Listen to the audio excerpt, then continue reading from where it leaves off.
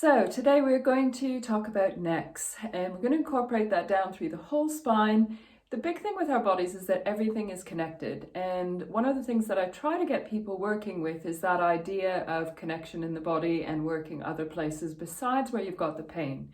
Generally, when I assess people in my clinic and in my online sessions, I find that the problem extends well beyond where you feel the discomfort. And it's really important to look everywhere else because those areas may be holding you back from getting better. So if you've been working at something and you're really not getting anywhere and you're not having any results with what you're doing now, chances are you need to stop and reevaluate that. And I'd love to do this with people.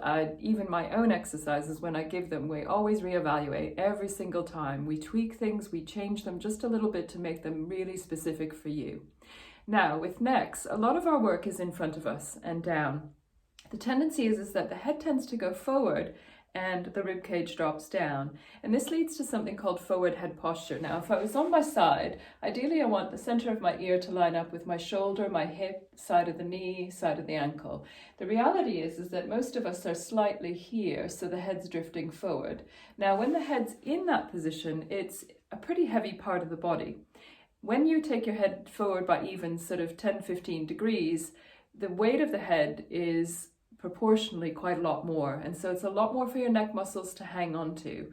When the head drifts forward, we tend to tighten the back of the neck, and so we see this a lot when I'm doing work on the floor, and I'm going to go down to the mat to explain.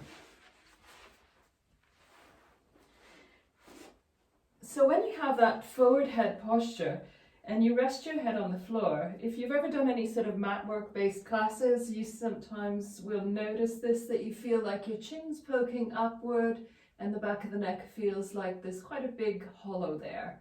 Now, in an ideal world, we want to rotate the skull and put ourselves in a position where the back of the neck feels long and that space behind the neck is quite a bit smaller, and also that the chin is down and in. So our face is directly towards the ceiling. If I let my chin drift, I feel like I'm looking behind me, not up to the ceiling.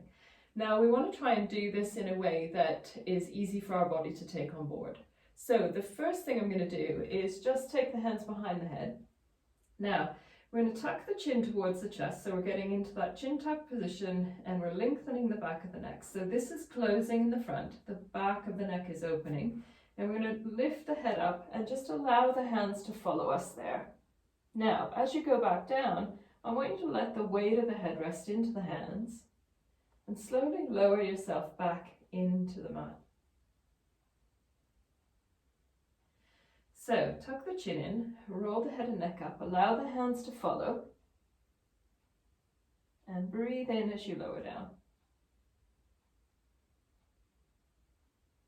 Nice long in-breath, slow and silent through the nose. And as you breathe out, tuck the chin in, come up, let the hands just follow, and then let the hands do the work. And we're thinking about lengthening away from our hip bones with the back of the skull, stretching it away as far as you can as you roll back down. And chin in and up on an out breath, and breathe in, go back.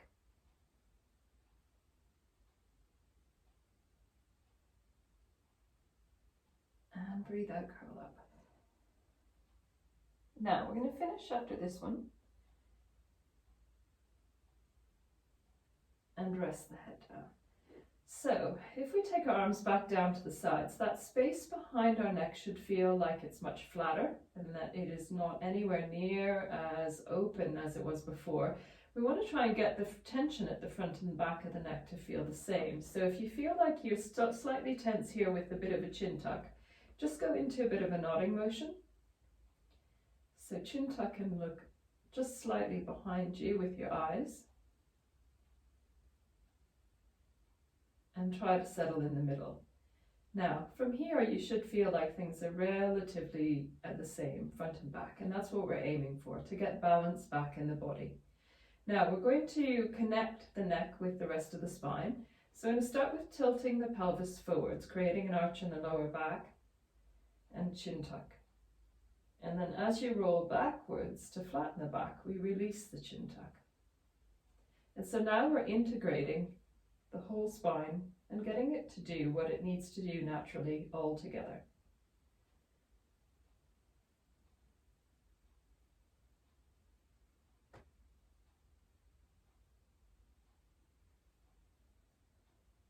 So breathe in as the pelvis rolls away and you create the arch and you chin tuck. And as you roll the pelvis back, flatten the back.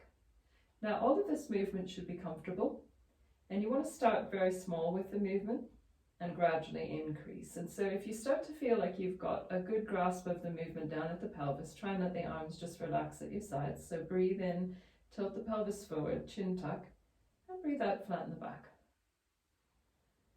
And so if you're finding this movement hard to coordinate, it probably means that you've had an injury at one of the spaces in the spine, so either your neck, your mid-back, or your lower back, and that your body's gotten used to protecting it or moving in a different way.